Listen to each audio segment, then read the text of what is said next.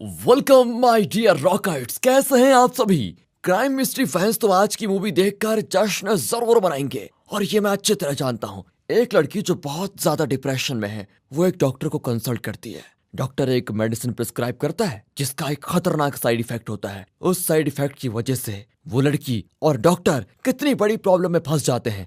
उस प्रॉब्लम से क्या वे बाहर निकल पाते हैं और अगर निकलते हैं तो कैसे, यही कहानी है दोस्तों। लेकिन इसके अंदर और कैसा सच छुपा हुआ है ये जानने के लिए वीडियो को एंड तक जरूर देखिए। ये शुरू होती है एक मिस्ट्री मूवी की तरह, लेकिन बीच में पड़ता है क्राइम का तड़का और आखिर में ऐसी ट्विस्ट से भरी हुई डिश बनकर निकलती है कि आप सोच भी नहीं सकते कि इतनी टेस्टी कैसे। तो आइए हम और आप मिलकर देखते हैं ये अमेरिकन क्राइम मिस्ट्री थ्रिलर जिसका नाम है साइड इफेक्ट्स।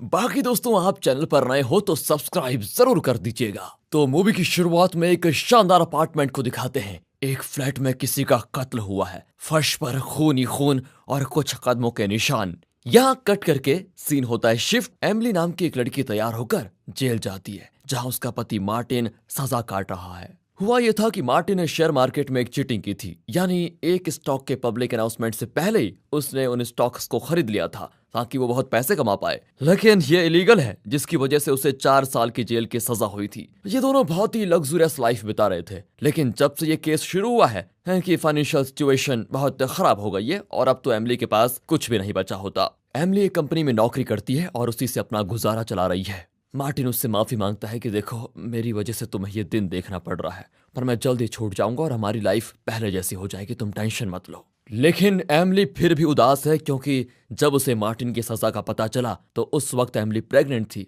लेकिन उसका अबॉर्शन हो गया। इसी वजह से एमिली बहुत डिप्रेशन में है। साथ ही वो विक्टोरिया नाम के एक डॉक्टर को कंसल्ट भी करने लगी थी। कुछ दिनों में मार्टिन जेल से छूट जाता है और एमिली उसे खुशी से घर लेकर आती है। लेकिन एमिली का डिप्रेशन कम नहीं हुआ। एक दिन वो ऑफिस के बेसमेंट में अपनी कार निकालने जाती है और तभी वहां पर एक सिक्योरिटी होता है जो एमिली को देख रहा होता है। एमिली कार स्टार्ट करके वहां से निकलने के बजाय तेजी से दीवार पर गाड़ी ठोक देती है। सिक्योरिटी तुरंत 911 को कॉल करता है और वो आकर एमिली को हॉस्पिटल लेकर जाते हैं। वहां जोनाथन नाम का एक डॉक्टर एमिली की ट्रीटमेंट करता है। वो पूछता है तुम्हारी कार में कोई प्रॉब्लम नहीं थी, फिर तुमने इस तरह दीवार की ओर गाड़ी क्यों चलाई और क्रैश क्यों किया, क्या तुम बेहोश हो गई थी। एमिली रोने लगती है कि मैं इस जिंदगी से तंग आ गई हूँ, इसलिए मैंने जानबूझकर ऐसा किया ताकि मैं मर जाऊं, लेकिन मेरी बदकिस्मती मैं बच गई। जोनाथन समझ जाता है कि ये बहुत ही गंभीर मेंटल प्रेशर में है, इसलिए इसे कुछ दिन हॉस्पिटल में ही रहना होगा। लेकिन एमिली कहती कि नहीं, जब तक मेरे पति को जॉब नहीं मिलती मुझे ही काम पे जाना होगा। मैं यहाँ पड़ी रहूंगी तो घर कौन चलाएगा, आप मुझे बस प्लीज डिस्चार्ज कर दीजिए,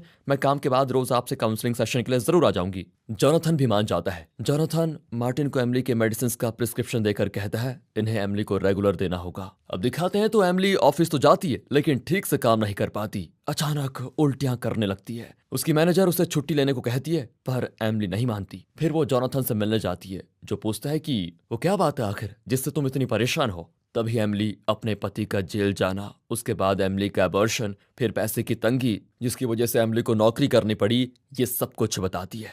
जोनाथन पूछता है तो क्या 4 साल से तुम डिप्रेशन से पीड़ित हो, राइट। नहीं डॉक्टर, मैं डॉक्टर विक्टोरिया को कंसल्ट करती थी लेकिन फिर भी मुझ में कोई सुधार नहीं आया। और अब जोनाथन विक्टोरिया से मिलता है तो वो बताती है हाँ ये मुझे कंसल्ट करती थी, लेकिन अब उसका पति रिलीज हो गया है तो शायद उसका डिप्रेशन कम हो गया होगा, इसलिए वो मेरे पास नहीं आती। अब जोनाथन कहता है कि उसने हाल ही में कार को जानबूझकर दीवार पर क्रैश करके खुदकुशी करने की कोशिश की थी, अब मैं उसे ट्रीट कर रहा हूँ। आप एक बात बताइए, आप उसे कौन सी मेडिसिन देती थी।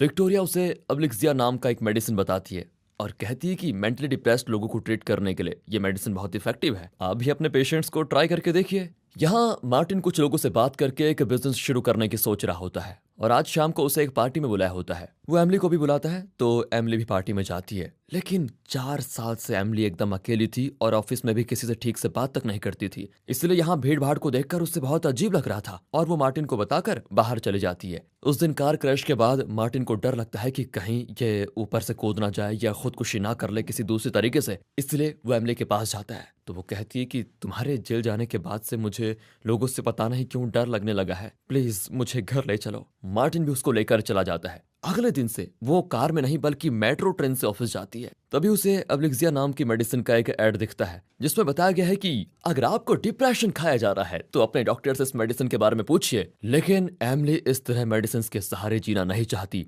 और तेजी से आती हुई ट्रेन के आगे कूदने जाती है। ओह, पर एंड वक्त पर एक पुलिस वाला उसे पकड़ लेता है। तब एमिली एब्लिक्सिया को ट्राई करने का फैसला करती है। वो जोनाथन से मिलने जाती है। उस वक्त जोनाथन अपनी वाइफ के साथ एक रेस्टोरेंट में होता है और उसके साथ अपनी प्राइवेट बातें कर रहा होता है, लेकिन एमिली बीच में आकर उससे डिस्टर्ब करती है कि मुझे प्लीज आपसे एक जरूरी बात करनी है। जोनाथन कहता है कि देखो एमिली, ये मेरा ड्यूटी टाइम नहीं है, तुम शाम को मुझसे मिलो।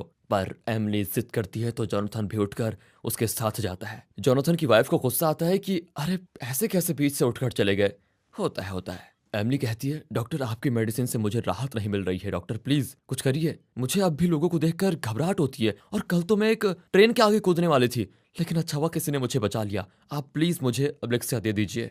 जोनाथन उस मेडिसिन के साइड इफेक्ट्स के बारे में नहीं जानता, इसलिए वो उसे प्रिस्क्राइब नहीं करना चाहता। लेकिन एमिली जिद करती है कि मेरे ऑफिस कलीग जूलिया ने भी यही दवाई ली थी और उसका डिप्रेशन बिल्कुल ठीक हो गया, मतलब गायब ही हो गया कहीं। अब और कोई रास्ता ना पाकर जोनाथन उसको एब्लिक्सिया प्रिस्क्राइब कर देता है और कहता है कि अगर कोई साइड इफेक्ट हो तो मुझे तुरंत बता देना, तुरंत। एमिली एब्लिक्सिया लेने लग जाती है और कुछ ही दिनों में उसका माइंड इस कदर बदल जाता है कि वो अपने पति के साथ बहुत खुश रहने लग जाती है। एक रात अचानक मार्टिन को किचन से कुछ आवाजें आती है। एमिली भी बेड पर नहीं होती। मार्टिन किचन में जाता है तो एमिली कुकिंग कर रही होती है। मार्टिन चौंक कर पूछता है कि इस वक्त क्या पका रही हो, लेकिन एमिली कोई जवाब नहीं देती। और तब मार्टिन रियलाइज करता है कि एमिली ये सब कुछ नींद में कर रही है। अगले दिन दोनों जोनाथन के पास जाते हैं।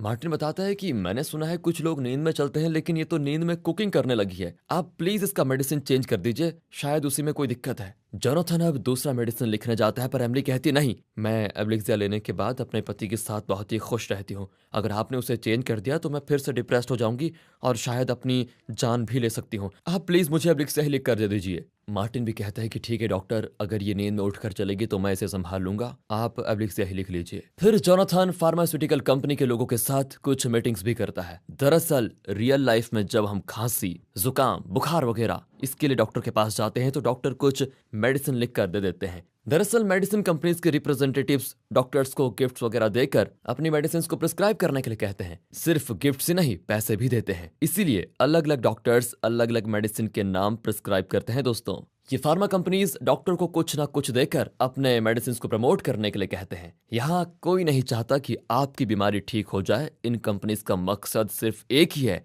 आपको हमेशा पेशेंट बनाए रखना और उनकी मेडिसिन खूब बिके, खूब सारा वो पैसा कमाए, यही उनकी चाह है। हर तरफ हर जगह बिजनेस ही बिजनेस है दोस्तों, यही है मेडिसिन माफिया का मूल मंत्र।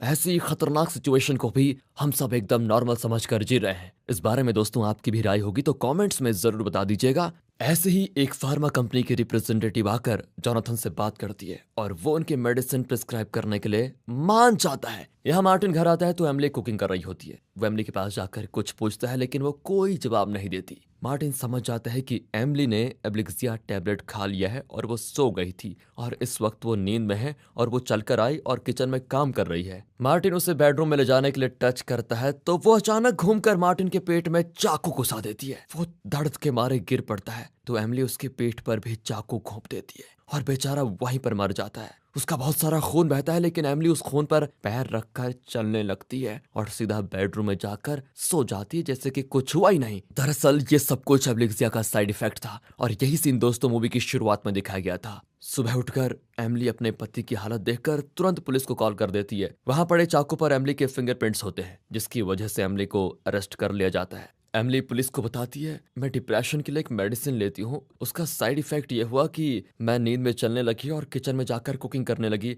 शायद उसी की वजह से ये सब कुछ हुआ होगा। अब वो डॉक्टर का नाम पूछते हैं तो एमिली जोनाथन का नाम लेती है। पुलिस फिर जोनाथन को इंटेरोगेट करती है। जोनाथन बताता है कि देखिए सर, मेडिसिन के साइड इफेक्ट्स होते हैं, पर मुझे नहीं लगता कि उसकी वजह से कोई किसी का खून कर सकता है। डिटेक्टिव कहता है कि अच्छा मान लिया, अगर उस लड़की ने जानबूझकर अपने पति को मारा है तो वो जेल जाएगी, इसमें कोई शक नहीं है। लेकिन अगर हमें ये पता चला कि आपके दिए हुए मेडिसिन की वजह से वो मेंटली डिस्टर्ब हुई और उसकी वजह से उसने खून किया, तो सिर्फ आप ही नहीं, उस फार्मा कंपनी के लोग भी जेल जाएंगे जिन्होंने आपको इस मेडिसिन को रिकमेंड करने के लिए कहा था। समझ गया? जोनाथन एकदम चौंक जाता है और यहाँ होती है असली कहानी शुरू और इसके आगे खोलेंगे दोस्तों ऐसे कई खतरनाक राज। यहाँ पर होता है इस मूवी का इंटरवल और आप भी जरा अपने फोन की पोजीशन चेंज कर दीजिए, हो सकता है दूसरी साइड पर आपको मजा आ जाए। इंटरवल के बाद एमिली को दिखाते हैं जिसे जेल ले जाया जा रहा है। मार्टिन की माँ उससे मिलने आती है तो एमिली रोते हुए कहती है, मैंने ये सब नहीं किया, डॉक्टर जोनाथन ने मुझे एब्लिक्सिया मेडिसिन दी थी जिसकी वजह से ये सब कुछ हो गया, प्लीज मुझे माफ कर दीजिए। मार्टिन की माँ गुस्से में एक टीवी चैनल में बताती है कि एब्लिक्सिया नाम का ये मेडिसिन बहुत खतरनाक है, प्लीज इसे कोई यूज ना करे। अगर आप इसे लेते हैं तो नींद में आप कुछ भी कर देंगे और आपको पता भी नहीं चलेगा। जो मेरे बेटे के साथ हुआ वो और किसी के साथ ना हो, इसलिए मैं सबको वार्न करना चाहती हूँ। जोनाथन भी ये सब कुछ देखकर बहुत डरने लगता है कि कहीं ये लोग मुझे कोई खूनी तो नहीं बता देंगे। फिर वो अपनी वाइफ और बेटे को लेकर बाहर जाता है तो मीडिया वाले उनके घर को घेर लेते हैं और सवाल पे सवाल करते हैं कि इतने खतरनाक साइड इफेक्ट वाले मेडिसिन को प्रिस्क्राइब करने के लिए आपने फार्मा कंपनी से कितना अमाउंट लिया, तुरंत बताओ। एक रिपोर्टर तो ये भी पूछती है कि एमिली का पति Martin share market cheating case में अंदर हो गया था, उस केस में आपको भी बहुत लॉस हुआ है ना, और आपने बदला लेने के लिए उसकी वाइफ को ऐसा मेडिसिन दिया कि उसने खुद अपने पति को मार डाला, क्या ये सच है? जोनाथन बिना कुछ कहे सीधे अपने क्लिनिक जाता है, पर उसके सारे पेशेंट्स अब उससे डरने लगते हैं कि आप न जाने हमें कैसी मेडिसिन दे देंगे, अब हम तो किसी और डॉक्टर को कंसल्ट कर लेंगे। ये केस भी कोर्ट में शुरू हो जाता है। अब जोनाथन कोर्ट में कहता है, एमिली पर किसी भी मेडिसिन का असर नहीं हो रहा था, इसीलिए मैंने उससे एब्लिक्सिया प्रिस्क्राइब किया। मुझे पता है कि एमिली ने जानबूझकर अपने पति को नहीं मारा, बल्कि उस मेडिसिन के साइड इफेक्ट्स की वजह से ही ये सब कुछ हुआ है। उसकी गवाही के आधार पर जज कहते हैं कि एमिली एब्लिक्सिया के सेवन से अपने होश खो चुकी थी, जिसकी वजह से उसने मार्टिन को मार डाला, इसीलिए हम उसे सजा नहीं दे सकते, बल्कि उसे एक मेंटल असाइलम में ट्रीटमेंट देंगे। जोनाथन भी एमिली को दिलासा देता है कि जब तक तुम इस मेंटल असाइलम में हो तब तक मैं तुम्हारी ट्रीटमेंट करूंगा, और जब तुम पूरी तरह से ठीक हो जाओगी तो कोर्ट तुम्हें रिहा कर देगा, तुम फिक्र मत करो। जल्दी एब्लिक्सिया मेडिसिन बनाने वाली वो कंपनी बंद हो जाएगी और सभी को पता चल जाएगा कि मैं और तुम एकदम निर्दोष हैं। अब एमिली को तसल्ली होती है और वो असाइलम में रहने लग जाती है। यहाँ पर जोनाथन जिस हॉस्पिटल में काम करता था वहां उसे काम से निकाल दिया गया है, क्योंकि अब किसी पेशेंट को जोनाथन पर विश्वास नहीं होता। इतना ही नहीं, जोनाथन की क्लिनिक में जो दूसरे फार्मा कंपनीज के लोग आकर अपनी मेडिसिन प्रिस्क्राइब करने को कहते थे, वो कहते हैं कि आज के बाद आप प्लीज हमारी मेडिसिन को प्रिस्क्राइब मत कीजिए, वरना हमारा ब्रांड खराब हो जाएगा। लेकिन जोनाथन गिव अप नहीं करता और इस केस को और गहराई से इन्वेस्टिगेट करता है। वो नेट पर एब्लिक्सिया के बारे में रिसर्च करता है। उसमें एक डॉक्टर ने इस मेडिसिन पर रिसर्च करके इसके साइड इफेक्ट्स के बारे में लिखा था। जोनाथन को पता चलता है कि जो पेशेंट्स एब्लिक्सिया लेते हैं वे लगभग एक ज़ॉम्बी की तरह बन जाते हैं, उन्हें होश ही नहीं होता कि वे कहाँ हैं और क्या कर रहे हैं। जोनाथन देखता है कि रिसर्च पेपर को लिखा है डॉक्टर विक्टोरिया ने। अब जोनाथन शॉक हो जाता है, क्योंकि उसने खुद जोनाथन से कहा था एब्लिक्सिया उसके पेशेंट्स के लिए बहुत इफेक्टिव साबित हुआ है। जोनाथन गुस्से में विक्टोरिया के घर चला जाता है, पर वो एकदम कूल होकर कहती है कि मार्केट में कई मेडिसिन आते जाते रहते हैं, किसी पेशेंट को कौन सा मेडिसिन देना है ये उसकी डॉक्टर का फैसला है, इसमें मैं क्या कर सकती हूँ। एक बात बताइए, मैंने आपसे जबरदस्ती की थी क्या? नहीं की थी ना? अब जोनाथन पूछता है, लेकिन एब्लिक्सिया के खतरनाक साइड इफेक्ट के बारे में आपने मुझे क्यों नहीं बताया? ये आपकी ड्यूटी थी ना। देखिए डॉक्टर जोनाथन, अगर आपको एमिली के बारे में कुछ जानना है तो मैं बता सकती हूँ, लेकिन एब्लिक्सिया के बारे में आपको मुझसे नहीं फार्मा कंपनी से बात करनी चाहिए। अब जोनाथन का पूरा शक है कि यहाँ पक्का कोई खतरनाक खेल चल रहा है और उसमें विक्टोरिया का भी बहुत बड़ा हाथ है। सबसे पहले तो उसे पता लगाना है कि एमिली इतनी डिप्रेस्ड हुई क्यों। वो एमिली के ऑफिस जाता है जहां बेसमेंट में एमिली ने अपनी कार क्रैश की थी। वो सिक्योरिटी से पूछता है तो वो कहता है, हाँ सर, पता नहीं अचानक मैडम को क्या हुआ, मेरी आंखों के सामने वो आई, अपनी कार में बैठी, सीट बेल्ट लगाया और फिर अचानक से कार स्टार्ट करके तेजी से जाकर दीवार में घुसा दिया। जोनाथन पूछता है कि तुम्हें कैसे पता कि उसने सीट बेल्ट पहना था? सर, मैं 15 साल से पार्किंग लॉट में काम कर रहा हूँ, मुझे पता है कि किसने सीट बेल्ट पहना है और किसने नहीं। उस दिन एमिली मैम ने सीट बेल्ट पहना हुआ था। जोनाथन के लिए ये दूसरा शौक था, क्योंकि अगर एमिली उस दिन खुदकुशी करने की कोशिश कर रही थी तो उसने सीट बेल्ट क्यों पहना? यहाँ पर जोनाथन को एमिली पर शक होने लगता है कि वो मरना नहीं चाहती थी बल्कि खुदकुशी का नाटक करना चाहती थी। जोनाथन अब एमिली की मैनेजर से मिलता है। वो कहती है कि सच में एमिली डिप्रेस्ड ही थी, वो ठीक से अपना काम नहीं कर पाती थी, उसकी तरह मैं भी कभी कभी डिप्रेस्ड होती थी और इस बारे में बुक्स भी पढ़ती थी। एमिली ने मुझसे वो बुक्स भी ले लिए थे, शायद वो अपनी हालत के बारे में और जानना चाहती थी। अब जोनाथन दुविधा में होता है कि कहीं सच में एमिली डिप्रेस्ड तो नहीं थी। तभी वो ऑफिस में लगे टीवी स्क्रीन पर देखता है जिसमें सीट बेल्ट पहनने की इंपॉर्टेंस बताई जाती है। शायद एमिली इन एड्स को देखती होगी और उसे पता चल गया होगा कि सीट बेल्ट पहनने से जान बच जाती है, और इसी बात को उसने उस दिन ट्राई किया होगा। एमिली ने जोनाथन को अपनी कलीग जूलिया के बारे में भी बताया था, जो खुद एब्लिक्सिया मेडिसिन लेती थी। वो मैनेजर से पूछता है तो वो कहती है कि इस ऑफिस में तो जूलिया नाम का कोई नहीं है। अब एमिली पर जोनाथन का शक और भी बढ़ जाता है। जोनाथन ये भी देखता है कि इस केस की वजह से एब्लिक्सिया बनाने वाली फार्मा कंपनी का स्टॉक वैल्यू पूरी तरह से गिर चुका है और उसके कॉम्पिटिटर का स्टॉक वैल्यू कई गुना बढ़ चुका है। जोनाथन अब एक प्लान बनाता है और वो एसाइलम में जाकर एमिली से मिलता है। वो कहता है कि अब मैं तुम्हें एक इंजेक्शन देने जा रहा हूँ, फिर मैं तुमसे कुछ सवाल करूंगा और फिर तुम्हें नींद आ जाएगी। इस मेडिसिन के कोई साइड इफेक्ट्स नहीं है। एमिली भी मान जाती है। जोनाथन इंजेक्शन देकर एमिली से कुछ सिंपल सवाल करने लगता है। एमिली भी जवाब देते देते बेहोश हो जाती है। ये देखकर जोनाथन को बहुत गुस्सा आता है क्योंकि उसने एमिली को बेहोशी की दवा नहीं बल्कि सलाइन वाटर का इंजेक्शन लगाया था। ताली बजाओ भाई ताली एमिली की जबरदस्त एक्टिंग के लिए। वाह, एक्टिंग तो ऐसी कर रही है मानो वो बेहोश हो गई हो। इस पर जोनाथन कंफर्म कर लेता है कि ये एक ढोंगी है जिसने खुद जोनाथन को एब्लिक्सिया प्रिस्क्राइब करने के लिए मजबूर किया था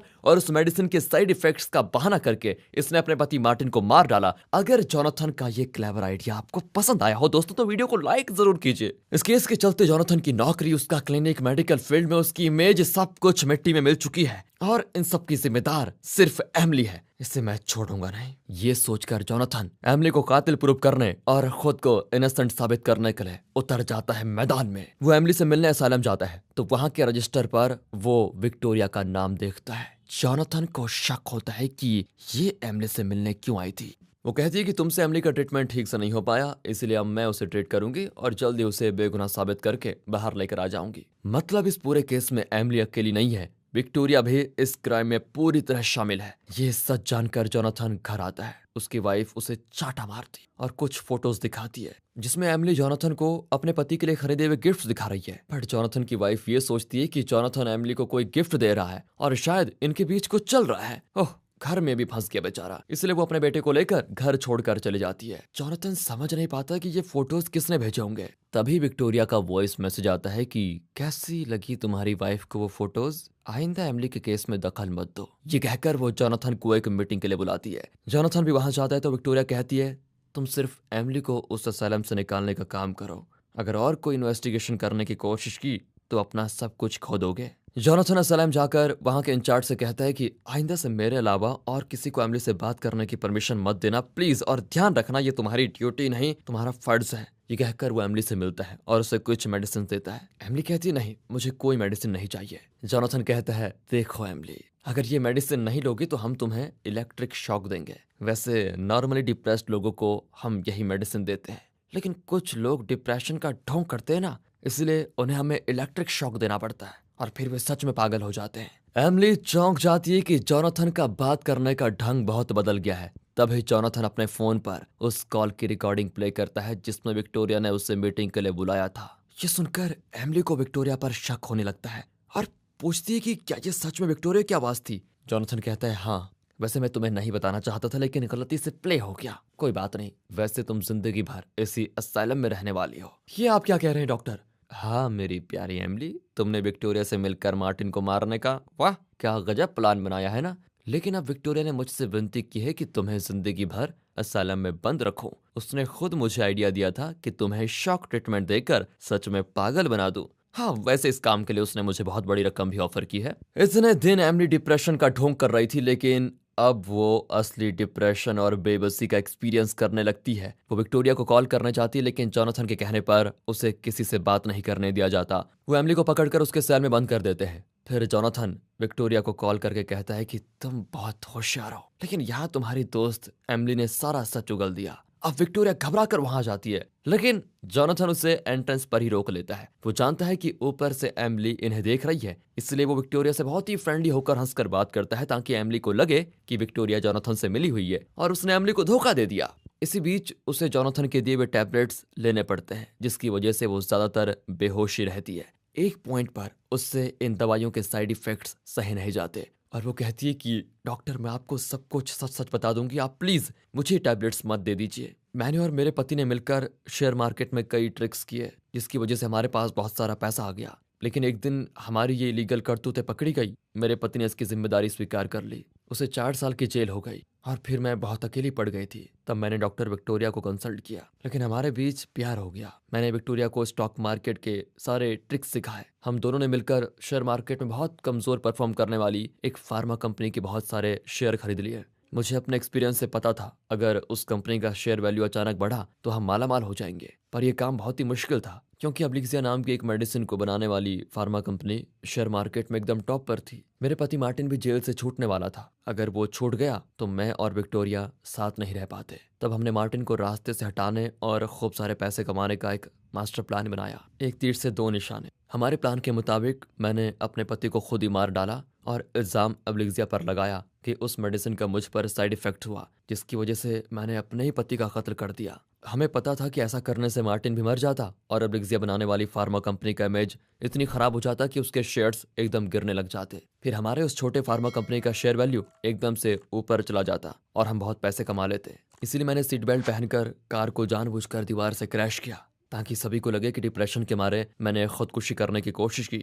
मुझे पता था कि मुझे सिर्फ थोड़ी चोट आएगी और फिर ट्रीटमेंट के दौरान मैं अपने डिप्रेशन के बारे में डॉक्टर से बताऊंगी। मैंने आपको विश्वास दिलाया कि किसी भी मेडिसिन से मेरी हालत सुधर नहीं रही है और मैंने जानबूझकर आपको अब्लिक्सिया प्रिस्क्राइब करने पर मजबूर किया। फिर विक्टोरिया ने वो आर्टिकल लिखा जिसमें उसने ऐसे ऐसे साइड इफेक्ट्स का जिक्र किया था जो एकदम झूठे थे। इसी बहाने मैंने अपने पति को भी मार डाला और सारा इल्जाम आप पर और उस फार्मा कंपनी पर पड़ गया। ये सब कुछ बताकर एमिली कहती है कि विक्टोरिया ने आपको जितने पैसे देने का वादा किया है मैं उससे दुगने पैसे दे सकती हूँ, आप मुझे प्लीज यहाँ से रिलीज करवा दीजिए। जोनाथन भी मान लेता है और कोर्ट में रिपोर्ट देता है कि अब एमिली की दिमागी हालत ठीक है।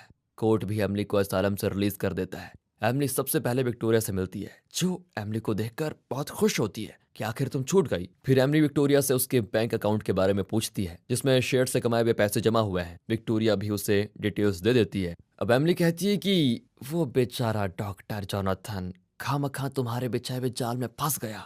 विक्टोरिया कहती है हाँ ये सारा प्लान मेरा ही तो था।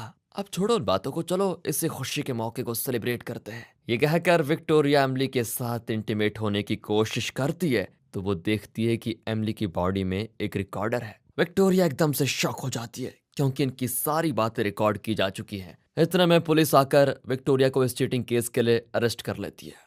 हाँ, विक्टोरिया भी मार्टिन की तरह 4 साल जेल में सजा काटेगी और उसका डॉक्टर्स लाइसेंस भी कैंसिल कर दिया जाएगा। जोनाथन के चेहरे पर स्माइल आती है कि उसने खुद को इनोसेंट प्रूफ कर दिया। एमिली अब इस केस से बाहर हो चुकी है, लेकिन जोनाथन कहता है कि तुम्हारा डिप्रेशन अभी खत्म कहाँ हुआ है, तुम रोज इन टैबलेट्स को लेती रहना। एमिली कहती है ये क्या मजाक है डॉक्टर, मैं टैबलेट्स क्यों लूंगी, मुझे कोई प्रॉब्लम थोड़ी है। इस पर जोनाथन कहता है अच्छा तुमने क्या सोचा था कि विक्टोरिया को जेल भिजवाकर तुम आराम की जिंदगी जी पाओगी। तुम दोनों ने मिलकर मेरे लाइफ बर्बाद की है। अब मैं तुम्हें ऐसे टैबलेट्स दूंगा जिनके साइड इफेक्ट्स तुम्हारी जिंदगी बर्बाद कर देंगे और तुम्हें इसी असाइलम में सड़ना पड़ेगा। एमिली गुस्से में उठकर बाहर चली जाती है, लेकिन वहां उसकी सास यानी मार्टिन की माँ खड़ी होती है। उसे सब पता चल चुका था और वह एमिली को कस के चाटा मारती है। एमिली वहां से भागती है तो गार्ड्स उसे पकड़कर अंदर लेकर आते हैं और इसे फिर डिप्रेशन होने लग जाता है। इस तरह एमिली को फिर से मेंटल असाइलम में एडमिट कर दिया जाता है। जिस मेडिसिन का कोई साइड इफेक्ट नहीं था उसके झूठे साइड इफेक्ट्स बताकर एमिली ने ये क्राइम्स किए थे, लेकिन अब जोनाथन उसे रोज खतरनाक साइड इफेक्ट्स वाले मेडिसिन देकर इस असाइलम में टॉर्चर करने जा रहा है। अब जोनाथन की लाइफ में वो सब कुछ लौट चुका होता है जो इस केस की वजह से उसने खोया था। उसकी फैमिली, नौकरी, सब कुछ उसे वापस मिल जाता है। और इसी के साथ आपसे गुजारिश है कि हमारे दूसरे चैनल मूवीज वेदर को सब्सक्राइब कर दें। अगर आपको अच्छा लगे तो एक बार जाकर चेक कर लीजिए। मिलते हैं ऐसी ही इंटरेस्टिंग वीडियोस के साथ और अगर एक्सप्लेनेशन अच्छा लगा हो तो लाइक कीजिए, चैनल को सब्सक्राइब। मिलते हैं अगली वीडियो में, तब तक के लिए गुड बाय। ख्याल रखिए अपना दोस्तों और कभी भी ऐसी बुरे साइड इफेक्ट्स वाली मेडिसिन को मत लेना। मिलते हैं तब तक के लिए goodbye and finally Thanks for watching.